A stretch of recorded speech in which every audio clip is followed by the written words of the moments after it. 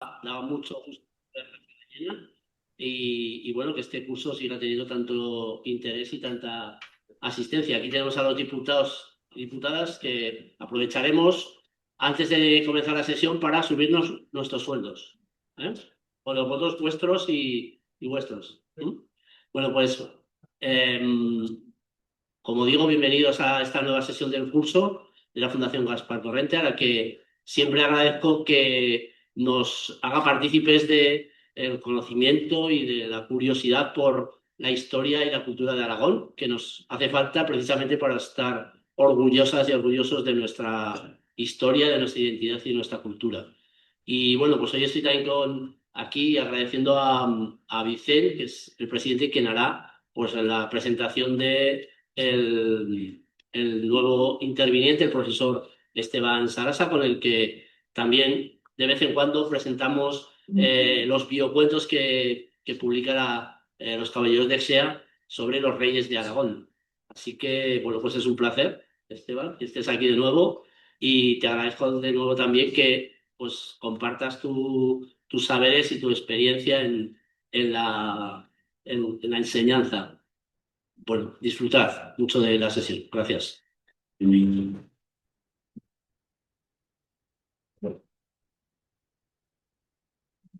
Buenas tardes, bienvenidos y bienvenidas en nombre de la Fundación Gaspar Torrente. Gracias, como es preceptivo, a la Diputación Provincial y a la Delegación de Archivos y Bibliotecas por boca de su diputado delegado y a la Fundación Caja Rural de Aragón, que, como saben, nos colaboran con la Fundación en la organización de este curso. La pasada sesión repasamos la Zaragoza del siglo XII, la taifa saracustana, y hablábamos de ese palacio de la Jafería en el que había un salón del trono precisamente de los reyes católicos. Pues saltamos ese poquito de tiempo que separa a uno y otro y vamos a hablar precisamente del autor, del artífice o del gobernante que impulsó ese salón del trono de los reyes, denominados reyes católicos de la Jafería, de Fernando II de Aragón. Y para hacerlo es una figura, no sé si controvertida o no, pero en todo caso de la que se han conocido versiones muy diferenciadas. Hoy tenemos la oportunidad de examinar y de conocer con el profesor Saras algunas de ellas. Y para hablar de esta figura, pues contamos con uno de los mejores especialistas, uno de nuestros grandes medievalistas, Esteban Sarasa, doctor en Filosofía y Letras por la Universidad de Zaragoza. Hizo su tesis precisamente Aragón en el reinado de Fernando primero, no segundo. El segundo lo estudiaría después también, de 1412-1416. Profesor emérito de la Universidad de Zaragoza, ha sido vicerrector de la misma del 84 al 90. También ha sido decano de la Facultad de Filosofía y Letras del 93 al 94. Director de la Cátedra de Historia Jerónimo Zurita de la Institución Fernando el Católico de esta casa y del CSIC, presidente de honor de la Confederación Española de Centros de Estudios Locales, director del Centro Internacional de Estudios Mudéjares de Teruel. También fue director general de Enseñanza Superior del Gobierno de Aragón entre el 99 y el 2001. Es coordinador científico de distintos proyectos, forma parte de distintos grupos de proyectos de investigación y grupos de investigación, que no entro en detalle, de altísimo nivel. Ha sido director de la revista de historia Jerónimo Zurita de la Institución Fernando Católico del 86 al 2006. De esta cátedra comentábamos antes de empezar que se cumplen precisamente 40 años desde que se le invitó a formar parte de ella o a dirigirla. Es miembro del Consejo Asesor de muchas publicaciones de distintas universidades de españolas. Eh, Ha participado en congresos y cursos impartidos en Francia, Italia, Holanda o Argentina. Ha comisariado y coordinado distintas exposiciones, Aragón, Historia y Cortes de un Reino. Una que viene muy al caso, que tuvo lugar en la Aljafería, impresionante exposición, de la cual les recomiendo su catálogo, Ferdinandus Rex Hispaniarum. Mudéjar, bueno, ha dirigido una decena de tesis doctorales, tiene alguna de ellas aún en marcha, ¿no? Alguna dirección pendiente que superará la decena. Por tanto, y sobre todo es autor de unas 200 publicaciones científicas. Voy a destacar solo 4 o 5 de sus libros más conocidos. Las Cortes de Aragón en la Edad Media, estos libritos que alguna vez hemos enseñado aquí de la colección de Guara Editorial, que nos sirvieron a muchos de primer aprendizaje. El Aragón y el compromiso de Caspe. Seguramente alguna edición de este curso lo traeremos para hablarnos de este asunto. Este año hablamos de Caspe, del Estatuto de Caspe del 36, no va a coincidir, pero otro año pues probablemente lo hagamos y contemos con Esteban para hacerlo también. El Historia medieval de la España cristiana, ahora en colaboración, manual, las claves de la crisis de la Baja Edad Media, 1300-1450, señorío y feudalismo en la península ibérica, la corona de Aragón en la Edad Media, el libro, la colección de cortes de los antiguos reinos de España, etcétera, etcétera. Como ven, pues una verdadera eminencia en la materia que tenemos la suerte de poder contar con él y a quien le agradecemos muy especialmente que esté con nosotros. Así que Fernando II de Aragón, más conocido como Fernando el Católico, todo tuyo, Esteban.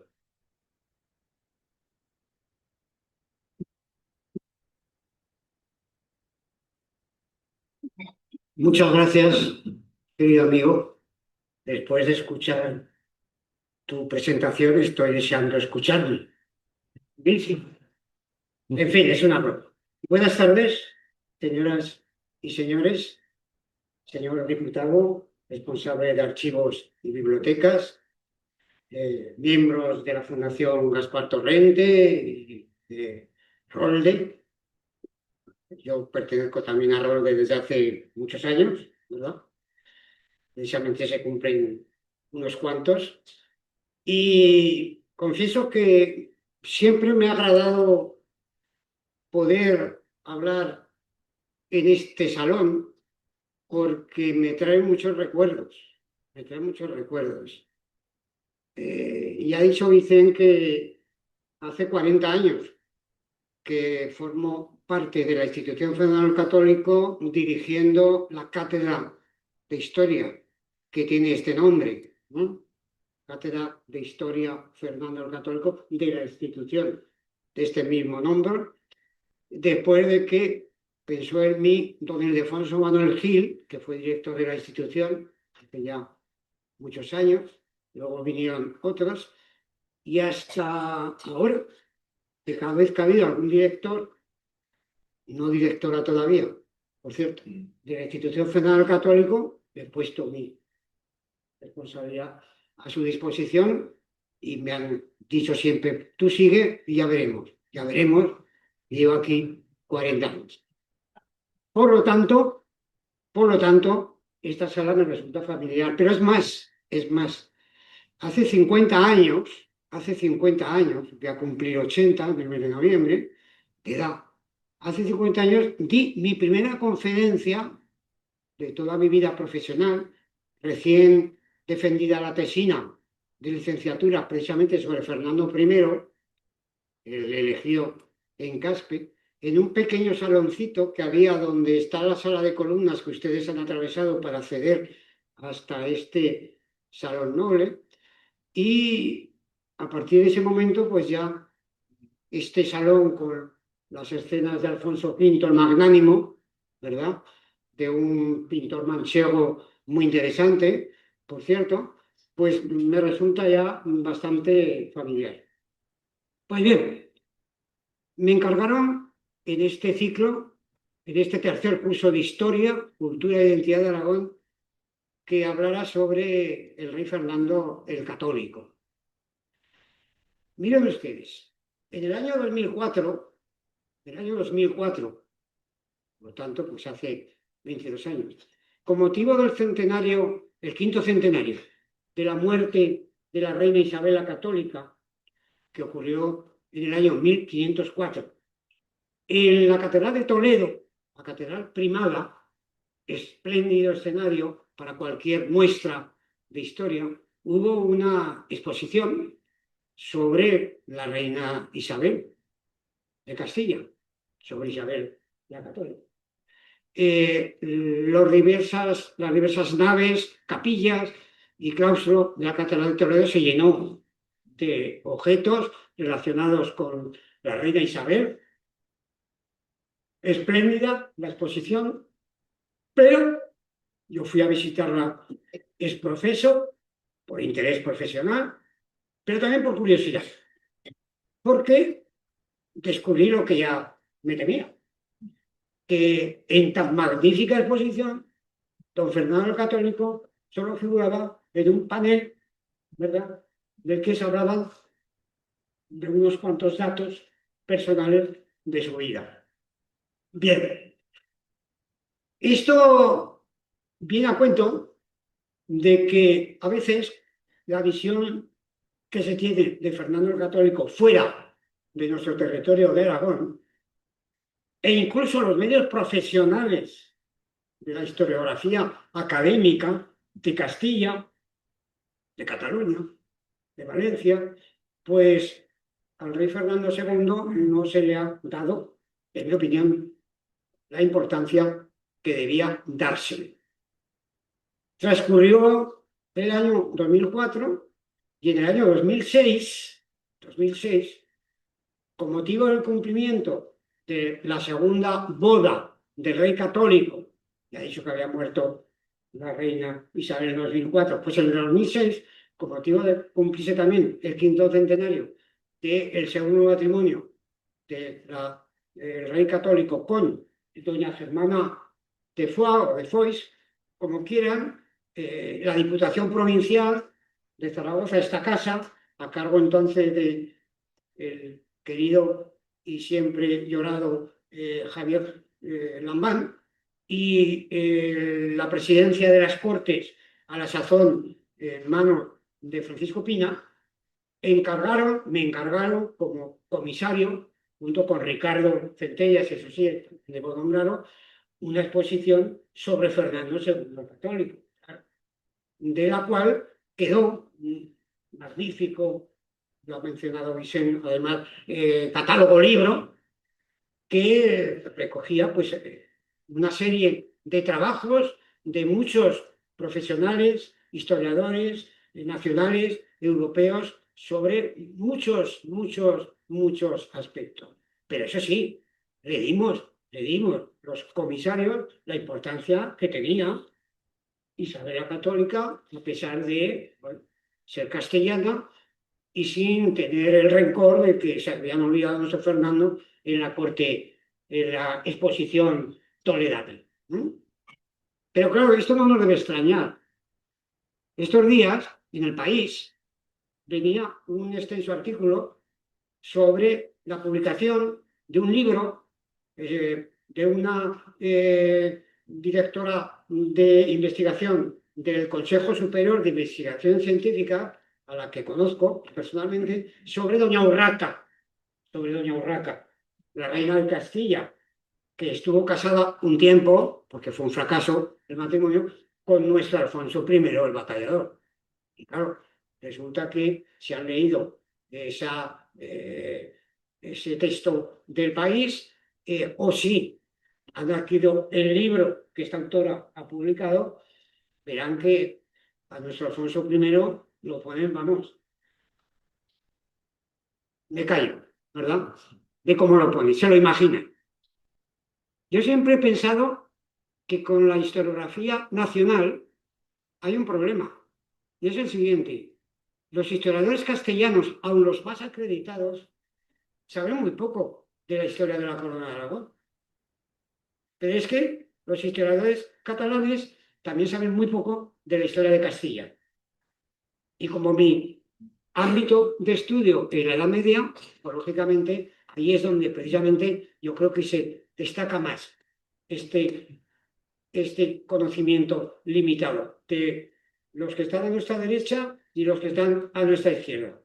Yo no sé si porque ahora estamos en medio, pues nos hemos preocupado los historiadores en saber de la historia de Castilla y en saber de la historia de Cataluña.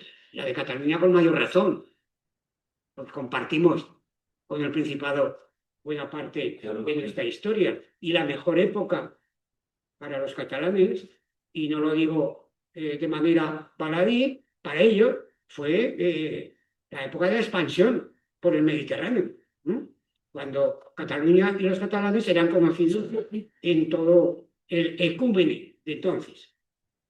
Pero bueno, dicho esto, Por cierto, luego volvió a haber una exposición sobre Fernando el Católico en el año 2015, que comisarió el profesor Sesma, compañero y amigo del departamento y académico de la historia, que, bueno, de alguna forma, pues volvió a recordar con su correspondiente catálogo la figura del rey Fernando.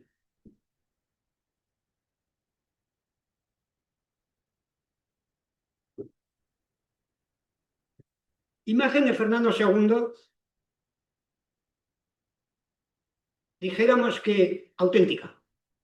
En la Edad Media hubo muchos retratos de los reyes de algo, de época medieval, pero como era ese tiempo, no había intención de reproducir el físico, los rasgos físicos de los reyes. Había unos modelos que se repetían, fuera Jaime I, fuera Pedro IV el Ceremonioso o fuera Fernando el Católico. Pero ya en el Renacimiento, los pintores de cámara, llamémosles así, pues ya se preocuparon de reproducir la imagen física del personaje. Hay una crónica, es el único papel que traigo, de Hernando del Pulgar sobre los reyes católicos, que dice lo siguiente.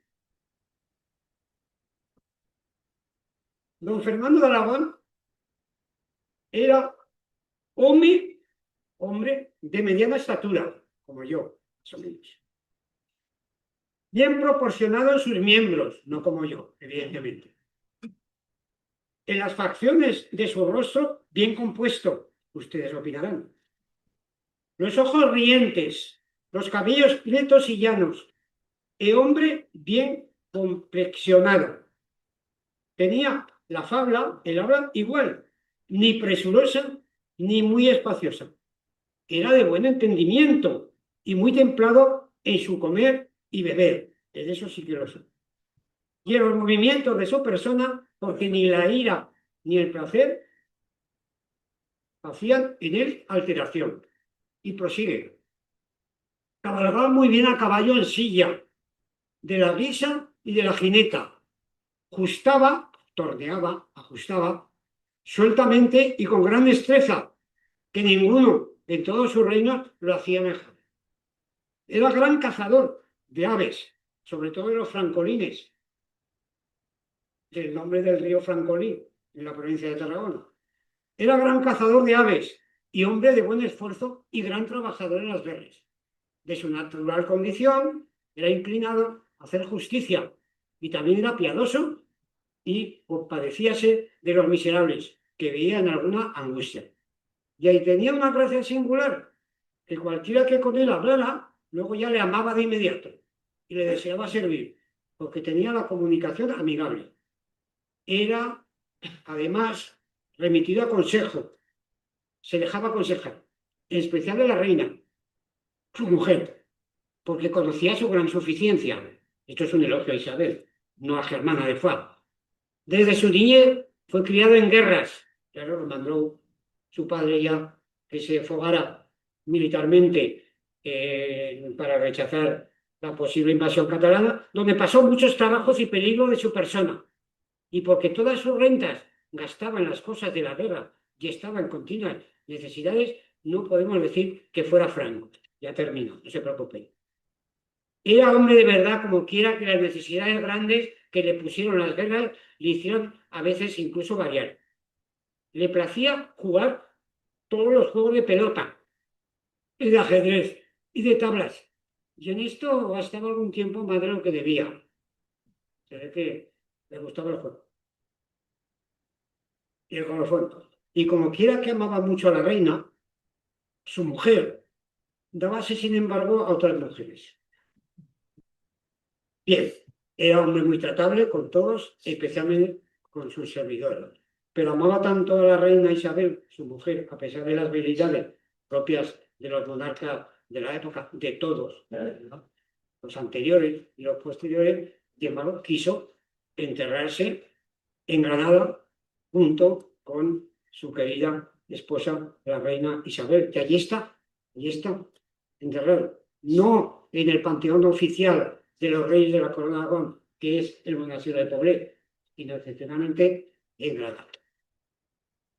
Bueno, esta imagen me trae a pensar en que si ustedes tuvieron ocasión de ver la serie que hace unos años pasaron por televisión española sobre la reina Isabel, la católica, recordarán que esa reina Isabel, la católica, pues bueno, aparecía alta, rubia, esbelta, de ojos azules, vamos, todo una miss, diríamos. Oye, y claro, eso sí, y todo el día con la corona encima de la cabeza, ¿no? La imagen popular es que los reyes iban todo el día con la corona en la cabeza, cuando la mayor parte de ellos la tenían empeñada, ¿no? La tenían empeñada porque siempre estuvieron necesitados de recursos. Pero bien, ¿qué ocurre? Que no es quien vio esa serie, yo no la vi, no la quise ver, quien vio esa serie se quedó con la imagen de la reina Isabel de esa protagonista de esa serie. Ese es el peligro. Y si recuerdan cómo aparece nuestro Fernando el Católico en esa misma serie, por lo mismo, nada parecido a lo que vemos en esta imagen, que además pueden ver aquí, pues más o menos refleja lo que les acabo de leer en cuanto a los rasgos físicos. Bien, Fernando el Católico, en la historia de Aragón y de la Corona de Aragón, yo creo que es de los monarcas más conocido, más estudiado, más leído. Otros monarcas que también siguen siendo muy estudiados y muy leídos y muy sabidos, pues son Alfonso I el Batallador, como no, Jaime I, siglo XIII, Pedro IV, el Ceremonioso, y por supuesto, yo creo que por encima de todos ellos, el rey católico, que además, bueno, pues fue, por así decirlo, el último monarca medieval y el primero ya primer monarca de la edad moderna.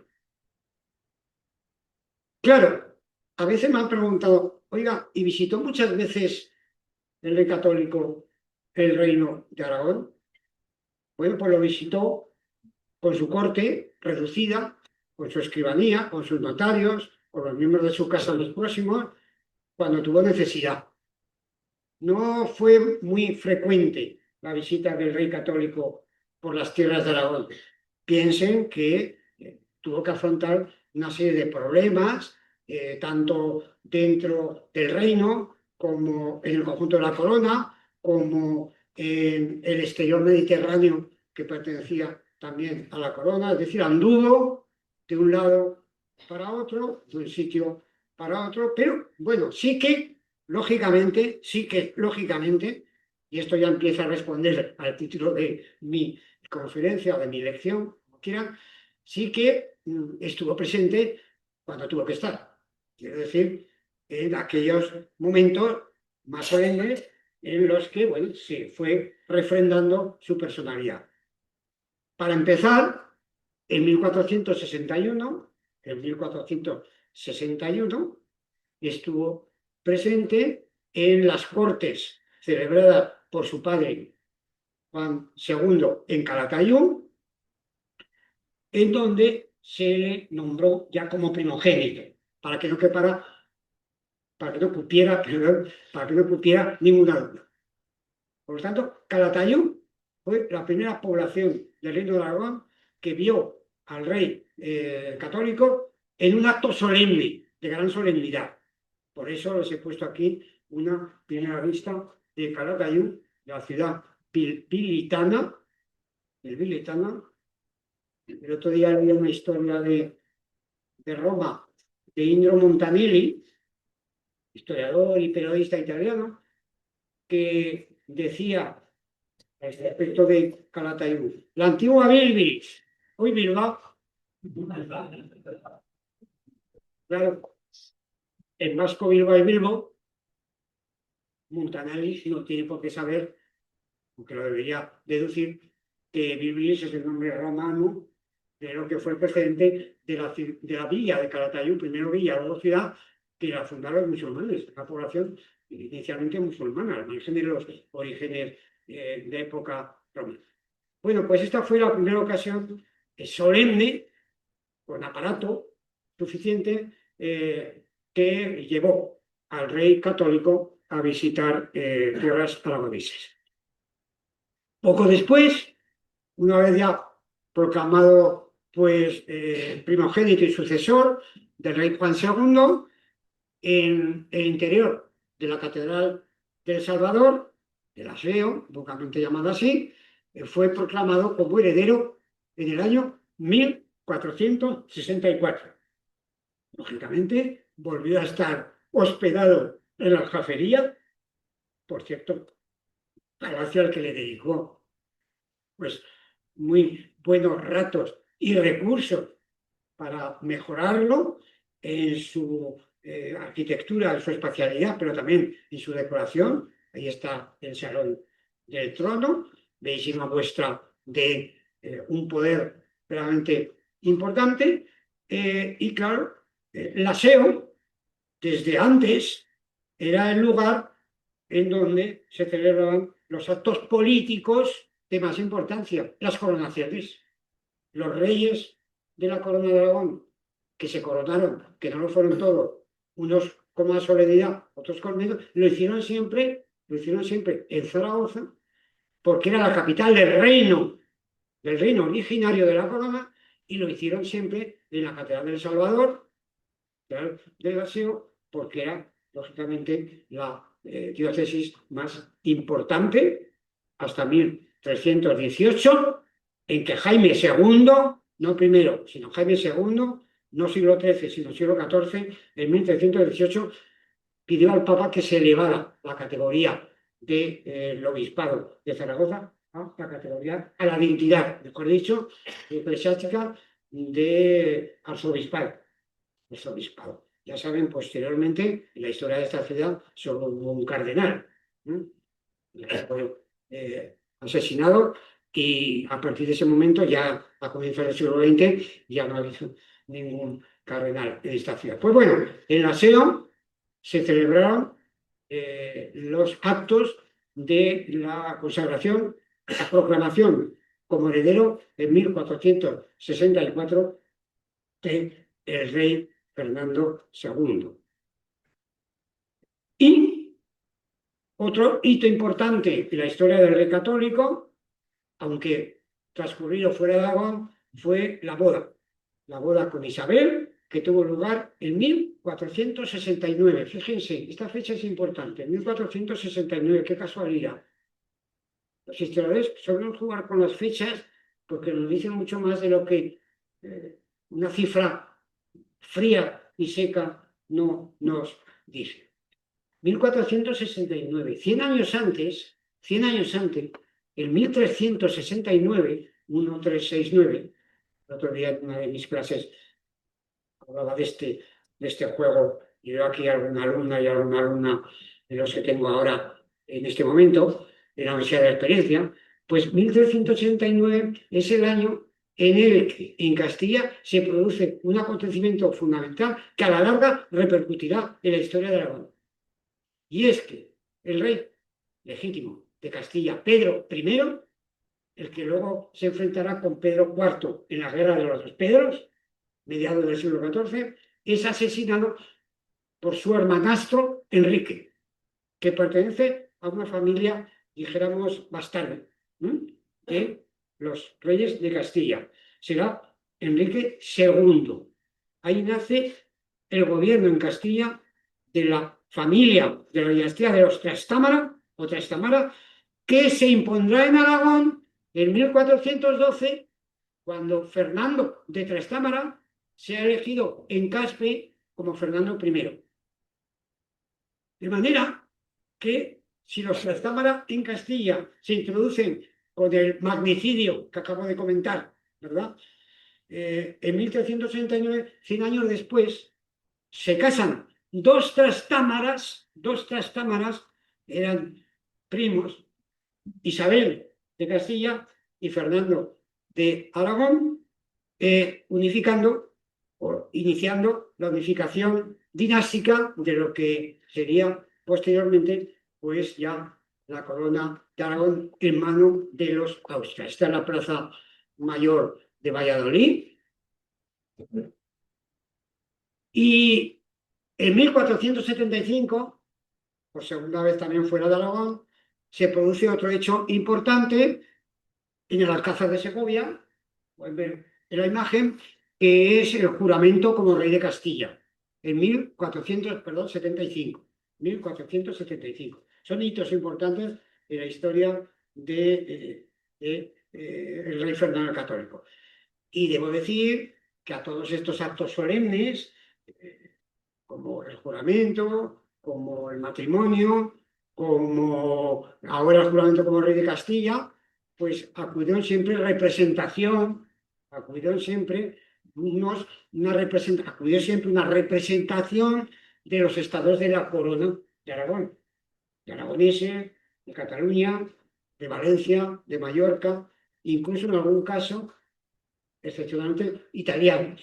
Ten en cuenta que también en la época de Fernando Católico, Sicilia y Cerdeña pertenecían a la corona. Luego con Fernando el Católico propiamente ya veíamos la historia del país. Pues bien,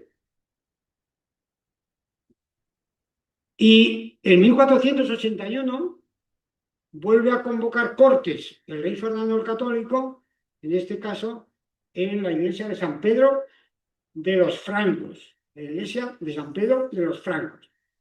Lo tienen ahí.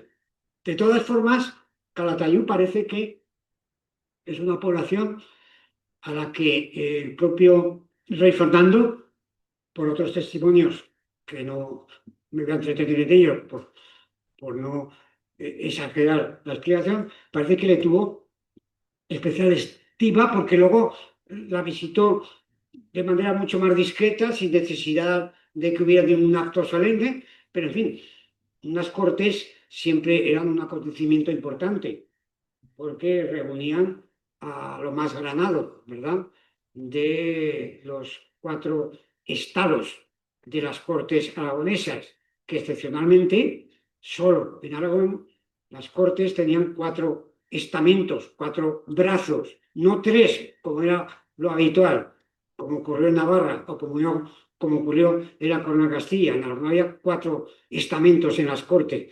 El de la Iglesia, el de la alta nobleza, los ricos hombres, que eran herederos, descendientes de los que habían acompañado a los reyes propios de Aragón, los de la dinastía de los Ramírez, desde Ramiro I hasta Alfonso el Batallador, en lo que se llama tradicionalmente la Reconquista, pero luego estaba otro estamento, otro grupo de la nobleza inferior o media, que era la que había tenido títulos menores, caballeros, infanzones, mengaderos, hidalgos, títulos que habían recibido de los monarcas por haberles prestado determinados servicios. Bueno, pues las Cortes de Calatayud.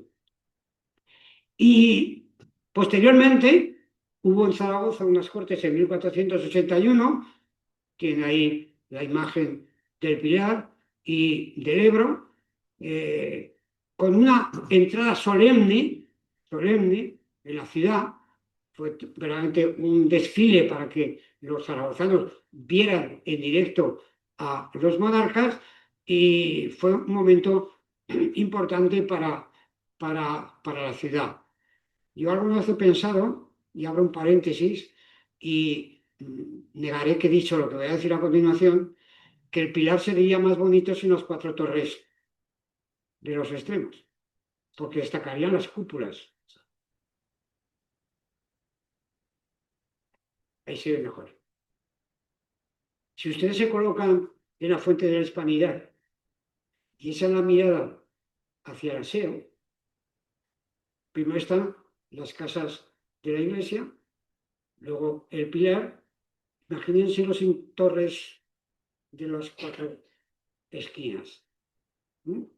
Luego está el nuevo ayuntamiento, más bajito, luego está la lonja, más bajita, luego están las casas de la iglesia, donde estuvo la Diputación de Aragón, y finalmente el Palacio Arzobispal, y luego ese bellísimo campanario, ¿verdad?, que es ya barroco, pero que destaca por encima de todo el cielo salado. Bueno, olvídense de lo que he dicho, ¿eh?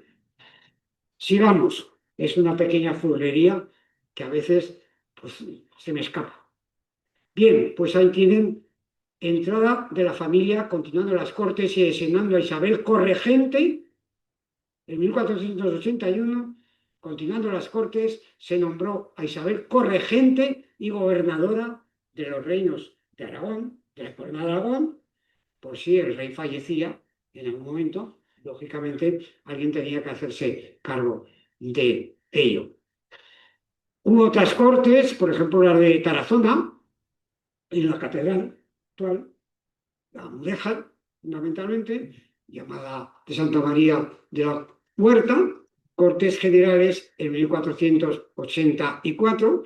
Por lo tanto, vemos que al menos en estas fechas que les acabo de decir, el rey Fernando II visitó estas tierras, aquí lo pueden ver mejor, como estuvo también ya casi al final de su vida en las Cortes Generales de Monzón de 1510, porque como saben todos ustedes, en la Corona de Aragón también excepcionalmente, así como en Castilla las Cortes Generales eran para todo el territorio, en la Corona de Aragón excepcionalmente hubo Cortes Generales para los tres estados peninsulares, Aragón, Cataluña y Valencia, que se celebraron siempre en Monzón, por ejemplo, estas de 1510, y luego hubo cortes particulares para cada uno de los tres estados de la corona. Para los aragoneses en Aragón, en diversas poblaciones, en Huesca, Teruel, Tarazona, Borja, Maella, Valderrodes, en Cataluña para los catalanes, fundamentalmente en Barcelona, y para los valencianos también en Valencia, fundamentalmente en Valencia. De manera que ahí se trataban los asuntos particulares de cada uno de los estados, mientras que en las Cortes Generales se trataban los asuntos de interés general. Bueno, y de los últimos episodios del rey católico, pues está la incorporación del Reino de Navarra a la corona de Castilla, no a la corona de Aragón, a la corona de Castilla en 1512. Navarra tiene una serie de épocas en las que ha compartido a lo largo de la Edad Media su historia con la historia de Aragón. Para empezar, desde Sancho Ramírez, a partir del año 1075, siglo XI, nos vamos muy remotamente, los reyes de la dinastía, como he dicho antes, de los Ramírez hasta Alfonso el Batallador, Navarra perteneció también al reino de Aragón. Pues bueno, en definitiva, se incorpora Pamplona en 1512 y como le había sucedido a Fernando I, su abuelo, Fernando I, el Antequera, el Trastámara, el elegido en Caspe, abuelo de Fernando II, el católico, que, bueno, pues murió en Igualada, fuera del territorio de Aragón. El rey católico murió en Madrid-Alejo, actual provincia de Cáceres, ¿verdad? El 23 de enero del año 1516. Iba camino de Andalucía, porque se encontraba ya enfermo y le habían recomendado que de alguna manera pues fuera a buscar tierras mucho más cálidas. Se conserva la casa muy modesta, ahí. Exactamente, se conserva ahí la casa y bueno, pues es un testimonio del último momento en la vida de un monarca que había nacido, eso sí, en Aragón, en Sos, todos ustedes saben, porque su madre cuando se sintió en parto tuvo mucho interés en que el hijo y heredero naciera precisamente pues, en tierras aragonesas y en cambio pues, murió lejos de su país.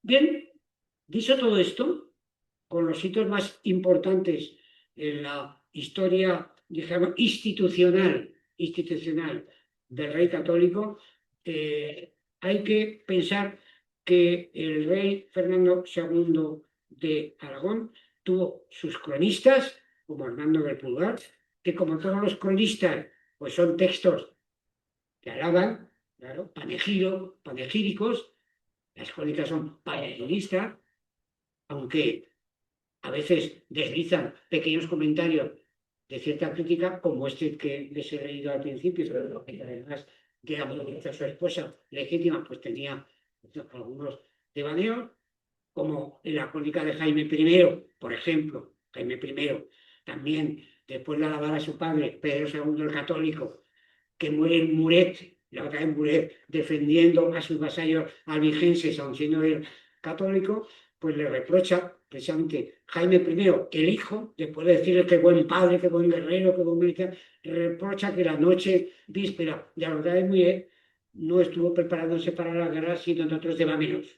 No especifica, pero todos entendemos qué tipo de devaneo, con lo cual, claro, estuvo prácticamente sin fuerza para poder, y así le pasó que murió en el empeño y dejó a su hijo Jaime con apenas 5 años de edad, mantenido en el castillo de Monzón por los templarios y por Simón de Montfort, con lo cual, bueno, pues hubo un momento de cierta crisis en la historia política de la colonia. Además, el rey Fernando II, el católico, tiene mucho interés, como es lógico y natural, para la historia del arte de la época, de finales del siglo XV y de comienzos del siglo XVI.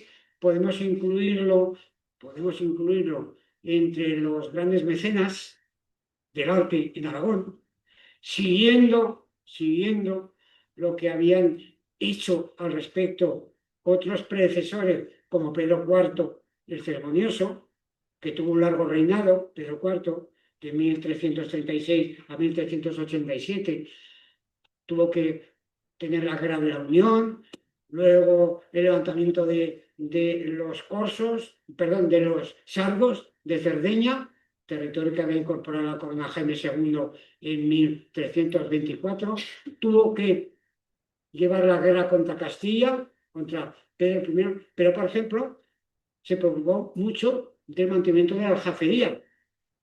De hecho, pues se conservan los libros de cuentas de lo gastado en la recuperación de algunos espacios que estaban abandonados en este Palacio Real, sobre todo en las cuentas de los venidos, que eran los administradores de las cuentas del rey, y ahí se ve perfectamente cómo el rey Pedro IV tuvo interés por este palacio, y de hecho en mi salón, visitable, que es el salón de Pedro IV, por lo tanto, bueno, o podemos situar al rey católico también dentro del apartado del mecenazgo, junto a don Pedro Martínez de Luna en el tiempo, Benedicto XIII en el papado de Aviñón, o vulgarmente el Papa Luna, o podemos situarlo también con el mecenazgo de don Juan Fernández de Heredia, ¿verdad?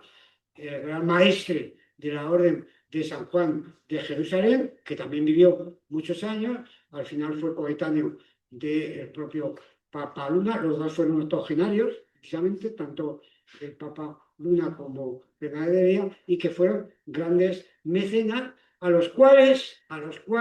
todos estos que he citado, debe mucho el arte mudéjar, que es una de nuestras joyas de esta comunidad autónoma.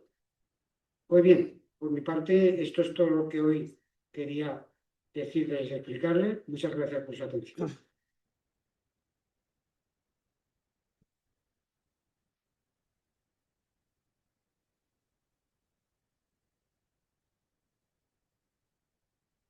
Y por supuesto, aunque me ha ajustado a lo recomendable, que eran 50 minutos, si alguien tiene alguna pregunta que hacer, pues muy gustoso la haré y la responderé si la sé, claro. Y si no, diré sinceramente que puedes pedir. Adelante con las preguntas. Ahí. Es indudable que la vida de don Fernando II de Aragón estuvo profundamente ligada a la unión dinástica con Castilla, que suponía su matrimonio con Isabel. Pero yo creo de eso se ha hablado mucho, pero yo creo que se ha hablado menos, aunque usted ha empezado hablando de eso, pues el que me parece bien, que es su matrimonio con Germana de Foix, es decir, muerta Isabel la Católica, muerta su unión con Castilla, Fernando el Católico decide casarse con una representante de un condado que siempre había estado profundamente ligado a Aragón, históricamente, y decide, consumar ese matrimonio, tener un hijo. ¿Para qué? Para que no hubiese una descendencia, o que hubiese una descendencia que permitiera que no se prolongara la unión dinástica con Castilla.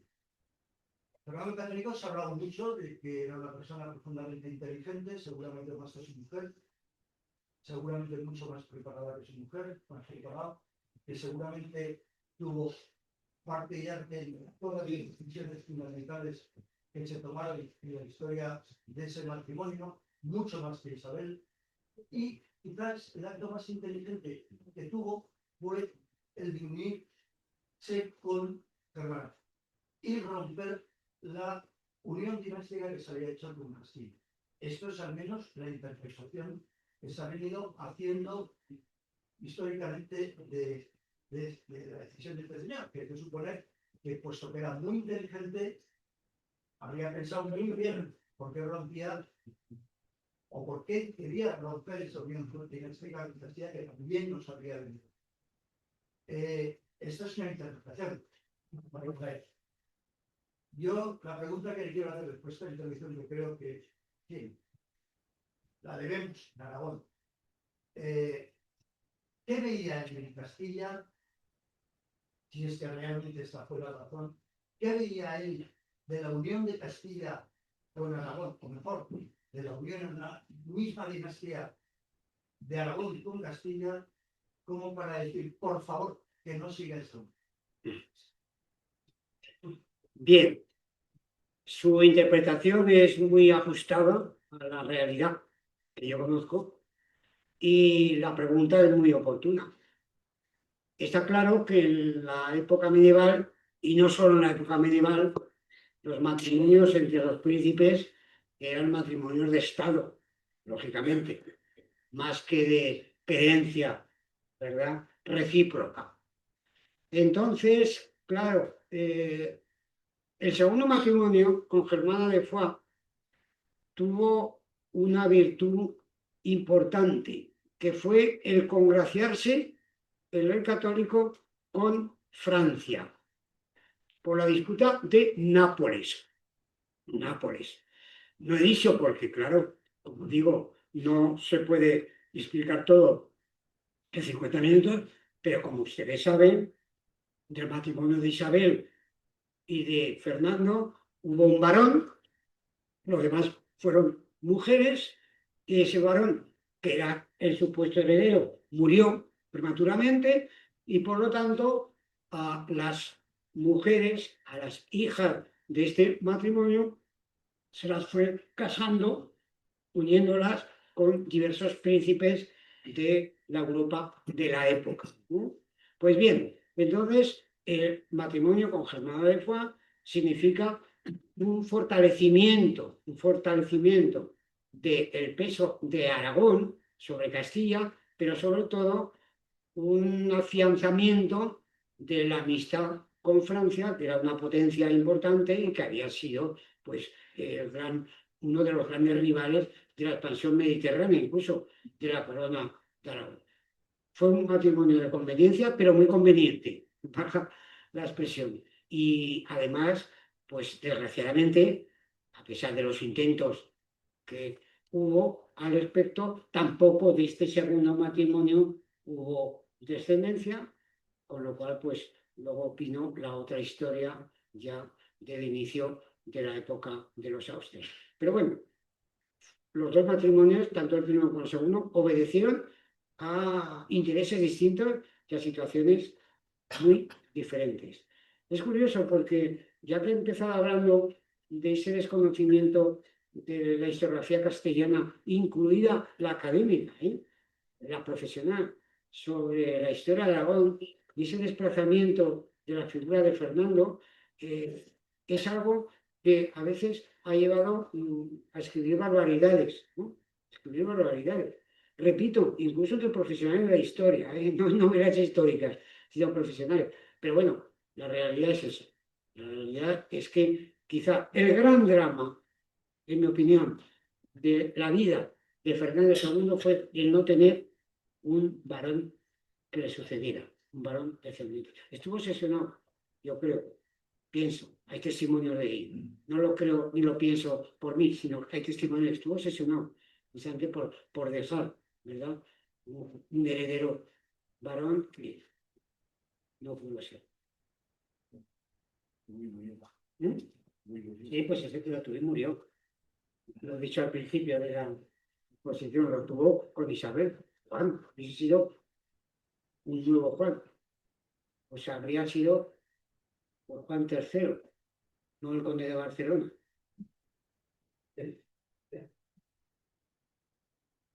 Bien, ¿alguna pregunta? ¿Una pregunta más? No. Oíste. Nunca. Simplemente la relación que tenían los reyes católicos con el convento de Santa Ignacia, como la relación en la que representamos en la fachada. Muy interesante, muy interesante. Vamos a ver, el padre Fernando Católico, don Juan II, el que tuvo la guerra en Cataluña, ¿verdad?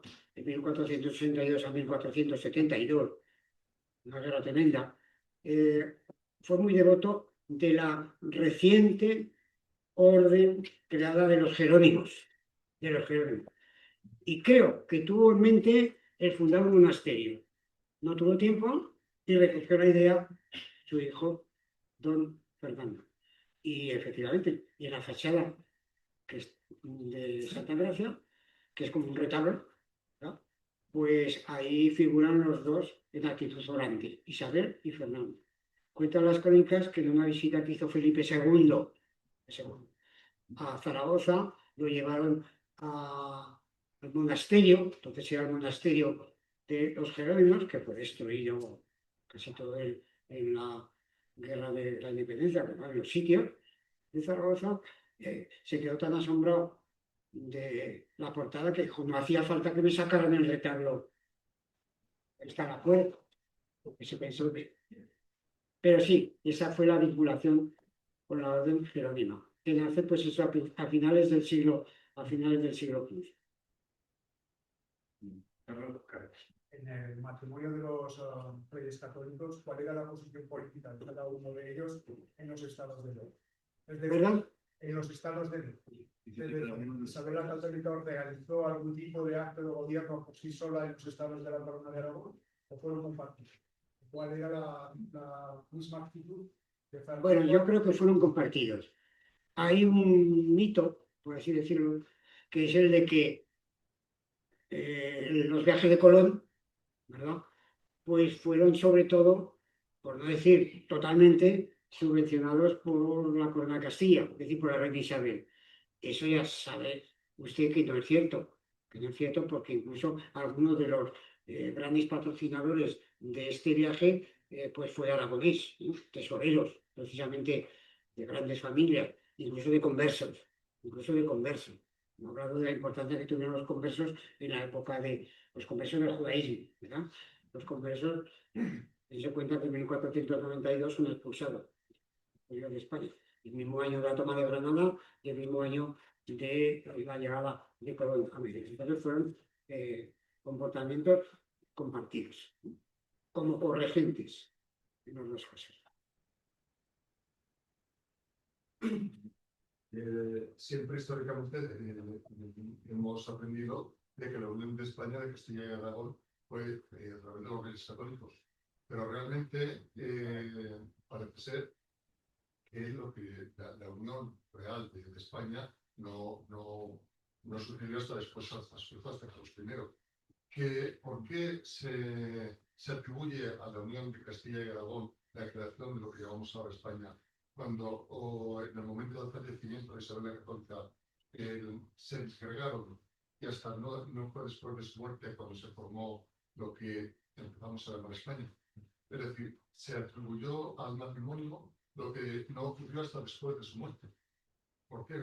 Claro, es que en la historia de Aragón hubo dos uniones dinásticas, no territoriales. La primera, la que fue consecuencia del matrimonio de Petronila, heredera de Aragón, que por ser mujer no podía reinar, pero que podía transmitir la potestad regia, con Ramón del IV, el conde de Barcelona. A pesar de que en muchos libros, incluso manuales, se dice la unión territorial de Aragón y Cataluña, no, una unión dinástica. ¿Por qué? Porque cada territorio mantuvo su idiosincrasia. Cada territorio, Aragón por su lado y Cataluña por el suyo, mantuvieron sus instituciones, sus lenguas, sus derechos. Esa situación se volvió a repetir con el matrimonio de Isabel de Castilla y de Fernando de Aragón. Fue también una unión dinástica. Y además, con un agravante en este caso, que eran de la misma familia. Ya he dicho antes, yo vuelvo a recordar que los dos eran trastámaras. Y además, para casarse en 1469 en Valladolid, como hemos visto en una de las imágenes, tuvieron que pedir permiso al Papa, autorizarle, claro, por ser consanguíneo, evidentemente. No esperaron a que llegara la respuesta. Bueno, en definitiva, no pasó absolutamente.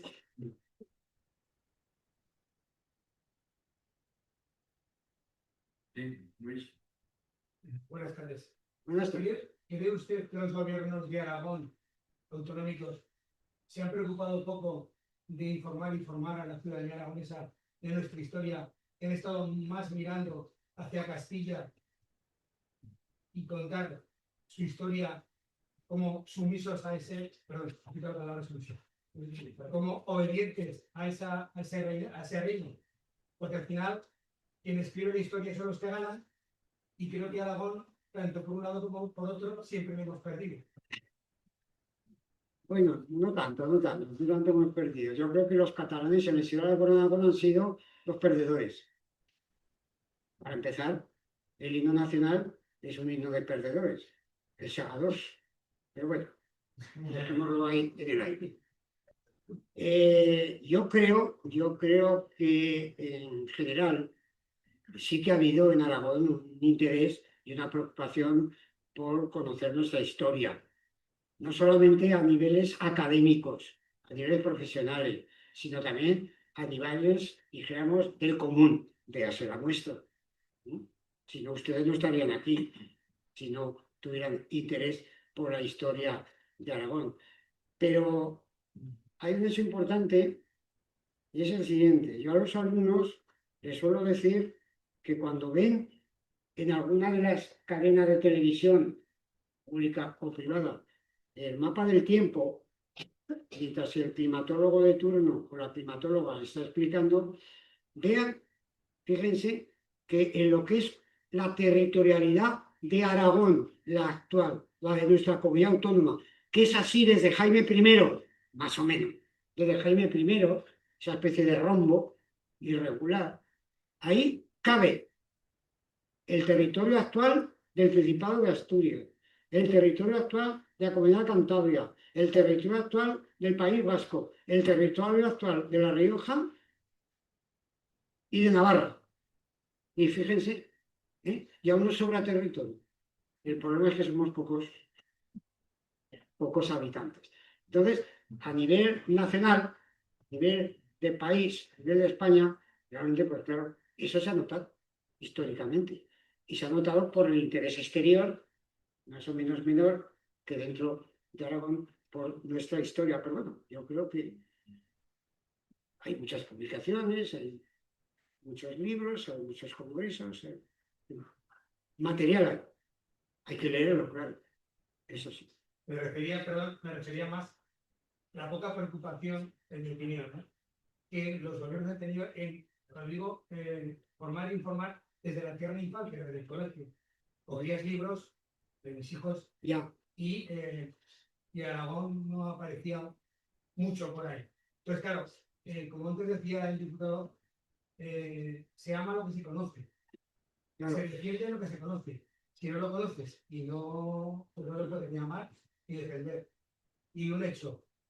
Pues hay que conocer nuestra historia. Hay un Eh, dicho castellano que explica lo siguiente: Castilla hizo a España y España destruyó a Castilla. Entiéndase cómo se quiera entender. Eso ha pesado mucho. Pero bueno, yo creo que, sí, que tenemos ya un nivel de conocimiento de la historia de nuestro pasado suficiente y un nivel de interés, como se demuestra el hecho de que aquí, pues, esta sala está bien y este curso está bastante cumplido. Creo. Esteban, la figura de Fernando el Católico en Europa, después de su muerte, se convierte en un mito, en un personaje, es el príncipe, el protagonista de Maquiavelo, del príncipe de Maquiavelo, es el gran, permítanme la broma, es el gran Sánchez del momento, en aquel momento. Sin embargo, exacto, luego llega la historiografía del siglo XIX y sobre todo la del franquismo y aparece Isabel, que de repente pues, estaba allí y de repente Isabel se convierte en la factotum y el pobre Fernando pasa a ser un mero adorno acompañante de Isabel y se convierte en la protagonista. La serie de televisión que decías no se titulaba Los Reyes Católicos, ni Isabel ni Fernando, se titulaba Isabel. Eso quiere decir, claro. El otro era el complemento, la I de Isabel. Sí, que claro, yo entiendo que la historiografía española imperial pues, necesitaba una figura que llamase una mujer, en este caso, y se crea, pero eso antes no era así. Quiero decir, durante varios siglos en Europa, el gran hombre de Estado, sus pros y sus contras, es Fernando Católico. En esa magnífica exposición que comisariaste de Fernando Católico en la Aljafería, se demostraban los testimonios contemporáneos y posteriores de toda Europa, que es el gran príncipe, es el gran político europeo. Y sin embargo, pasamos en apenas unos siglos a convertirse en el complemento de la I o a no aparecer en la exposición que tú mismo citabas. Claro. ¿Esto solo es por el nacionalismo imperialista del franquismo o del final del decimonónico? En buena parte sí. Se arrastra desde el siglo XIX, de la época sobre todo del romanticismo histórico y la época de la pintura histórica, de la que aquí tenemos o tienen algunos de los cuadros, como ese del compromiso de Casper, ¿no? Que está aquí a la entrada. Bueno, pues hay que recordar que incluso a Isabel de Castilla se la ha intentado santificar, ¿eh? Y hay un proceso incoado, iniciado, ¿verdad? Para elevarla a los altares, dada la expresión. Ahora es curioso que, por ejemplo, es curioso pero entendible, que en el año 39 del pasado siglo, 1939, se publican algunos libros sobre el rey católico en Aragón. Hay una monografía sobre el fenómeno católico de Jiménez Soler, tiene calle Jiménez Soler, en esta ciudad, en la zona de Fernando el Católico. Además, Jiménez Soler tiene mucho que ver con el archivo de la Corona de Aragón en Barcelona. O, por ejemplo, Ricardo del Arco, otro erudito que también anduvo por esas tierras, también escribió una monografía sobre el rey Fernando. Y en esas dos monografías a Isabel no se le da apenas importancia.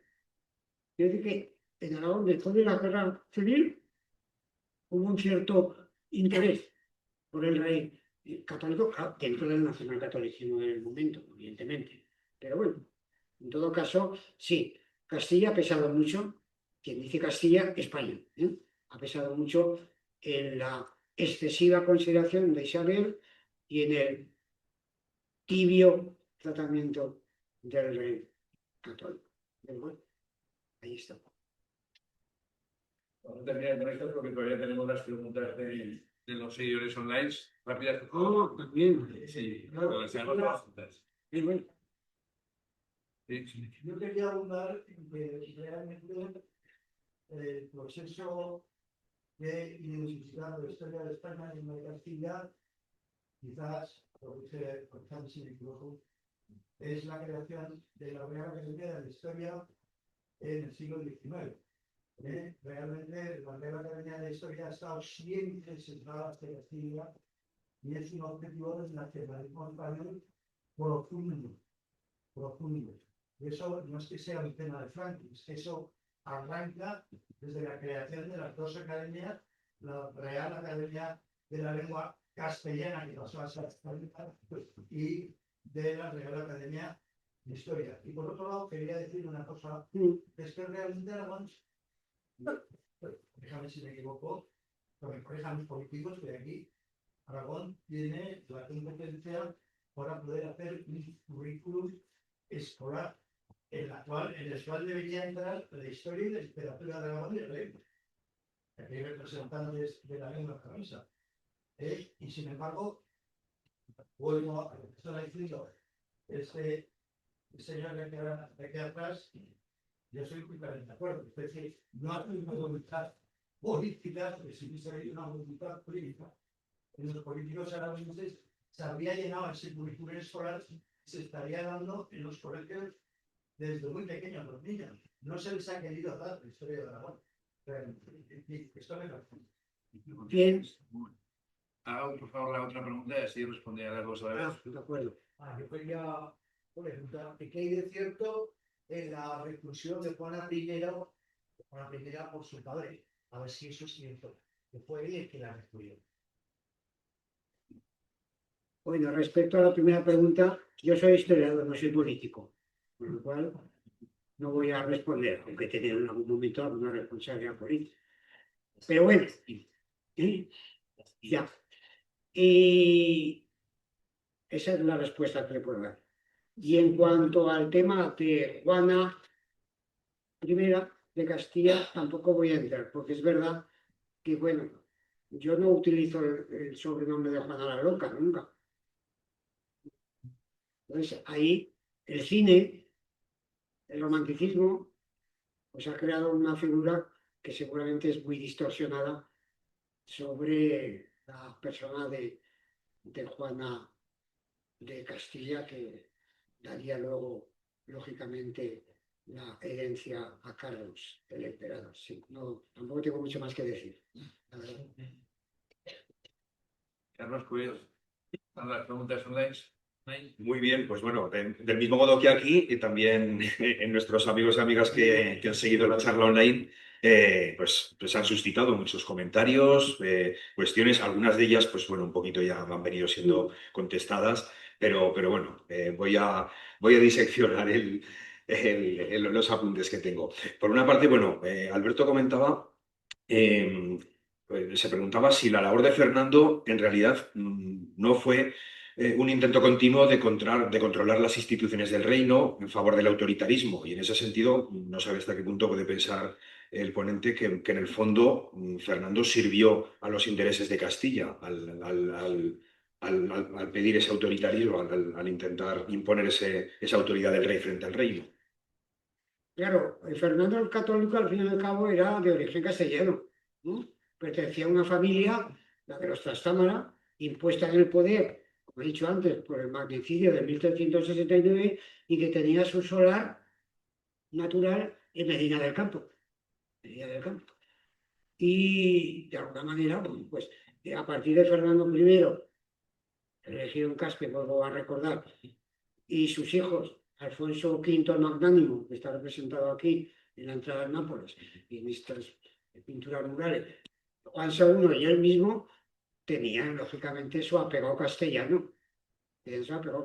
Por eso lo del matrimonio con Isabel de Castilla, pues era hasta cierto punto una salida natural. Hay que tener en cuenta que después de la fecha del matrimonio en Valladolid, 1469, Isabel no accede al trono de Castilla hasta 1474.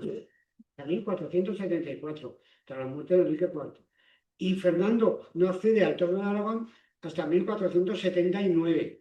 Entonces, en esos años, donde todavía ni el uno ni el otro, ni la una ni el otro, son auténticamente reyes, pues se fragua lo que va a ser esa unión dinástica personal que todos conocemos.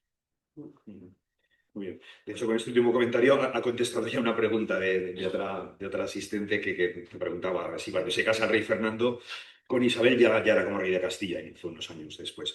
Muy bien. Hay otra cuestión también que nos pregunta Ángel. en la que, bueno, pues no sé si es un poco un ejercicio de historia ficción, pero pregunta qué opina Esteban en torno a, piensa que de haber sobrevivido el hijo que tuvo Fernando con Germana de Foix, tal vez hubiera recuperado Aragón su soberanía y la unidad de España tal y como la conocemos hoy sería otra. Sí, puede ser, sí, puede ser, sí. Ujú. También, bueno, preguntaba Ana, ¿por qué se llaman estados a los 3 territorios peninsulares de la Corona de Aragón? Ya. Creo que es evidente. También, Ángel pregunta, ¿qué opina de la estatua del rey Fernando en la Plaza San Francisco, obra de Juan de Ávalos, autor de los Evangelistas del Valle de los Caídos? ¿No es un poco una especie de intento también de imposición del régimen franquista, un poco pues de esa memoria o de esa mitificación del rey? Pues opino que lo veo todos los días. O sea, mi cosa, un poco de salir a la calle. Bueno, es de Juan de Ábalos. Está dicho todo. Dese cuenta que yo vivo en la Plaza Emperador Carlos V, donde confluye el Paseo de Fernando Católico, el Paseo de Isabel la Católica. Ojo, la calle Pedro Cervuna, la calle Arzobispo Paolaza, de Seminario de Calanda y Cervunal de la Universidad, y la calle Violante de Hungría, una de las mujeres de Jaime I. Entonces, pues, lo primero que hago al abrir la ventana del dormitorio es ver el auditorio, eso por un lado. Y lo primero que veo al abrir la ventana del salón es la escultura de Alfonso de Batallado, que está ahí arriba, en el cabezo. Para los zaragozanos de siempre, eso ha sido siempre el cabezo.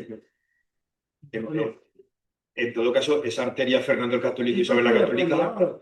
vamos a ver, los panteones reales del monasterio de Poblet, los panteones reales del monasterio de Poblet, que fueron saqueados en las guerras, en la codicia, en el bandolerismo, sobre todo en la guerra civil, fueron vaciados, fueron repuestos los restos. Franco ordenó que se reconstruyeran, ¿verdad? Y bueno, quien lo hizo fue un escultor catalán que tiene un museo, Federico Marés, al lado de la Catedral de Barcelona, un museo de obras auténticas y otras de reproducciones, que rehizo, según antiguos grabados, sobre todo de Parcerisa y toda esta gente, y eso rehizo los panteones. Entonces, ¿le gustan los panteones actuales? Pues está ahí, son obras de Federico Marés.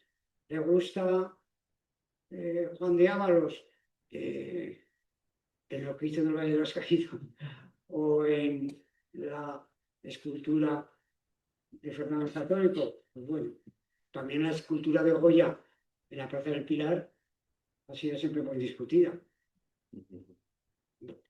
No tengo más que decir. Sobre ese recorrido por el callejero que ha realizado el ponente, si se podría decir que esa arteria de Fernando el Católico y Isabel la Católica precisamente confluye en la Vía Hispanidad, que de algún modo es también ese mito, ¿no? al que está asociado el En todo recuerdo caso, la de Alfonso el Batallador en el cabezo me gusta más. Eso está bien. Bueno, pues casi ya para concluir, porque Exactamente. estaba aquí terminando de seleccionar y de sintetizar algunas, bueno, pues nos dice Ángel, Fernando el Católico, aunque Trastámara y castellano, fue el último rey de Aragón propiamente dicho. La pregunta, ¿fue un buen rey? ¿Fue? ¿Un buen rey? El historiador no debe juzgar. El historiador profesional de oficio debe estudiar, revisar, completar, corregir. Pero eso de buenos y malos suena a películas del western, ¿no? Del oeste. Pues un buen final. Igual lo fue mejor para España que para Aragón, pero bueno, es Puede otra historia. Bueno, pues como no hay nada más, le damos las gracias, por supuesto, a Esteban Sanasa, muchas gracias. Y les emplazo para la semana que viene con vacaciones de Semana Santa, no venga nadie, para el jueves, perdón, sí, el jueves 9 de abril, también aquí en esta misma sala, con la actual justicia de Aragón, Concepción Jimeno, para hablar de la institución de justicia de Aragón, historia y presente. Hasta dentro de 15 días. Pues muchas gracias a todos.